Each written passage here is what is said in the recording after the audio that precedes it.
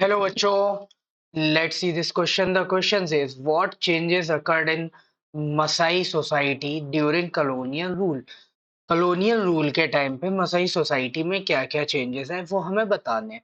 So the answer is changes occurred in colonial rule are in 1885 Masai land was cut into half with an international boundary between British Kenya and German Tanganyika.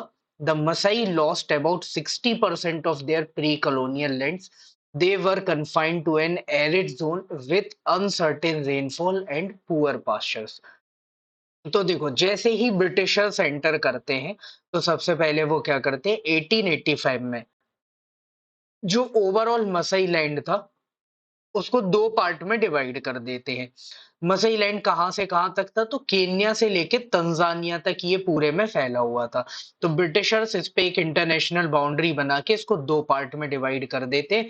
एक side आ जाता है आपका British Kenya, दूसरे side आ जाता है आपका German टंगांग इका या फिर ये तंजानिया वाला पार्ट है. तो ये जर्मनी के कब्जे में था.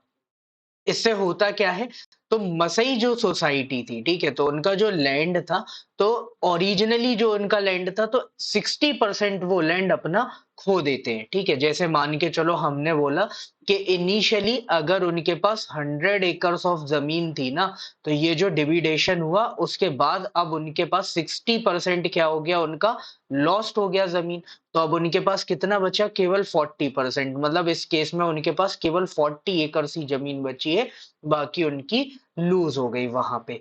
इसके बाद अब ये जो 40 एकड़ जैसे इनकी बच भी रही है जो यहाँ पे जो 40% बची हुई है वो कैसी बची है तो वो एरिड जोन में आ गई. अब जिस पे कोई गारंटी नहीं है वहां पे रेनफॉल की कोई सर्टेनिटी नहीं है बारिश हो भी रही है या नहीं हो रही है.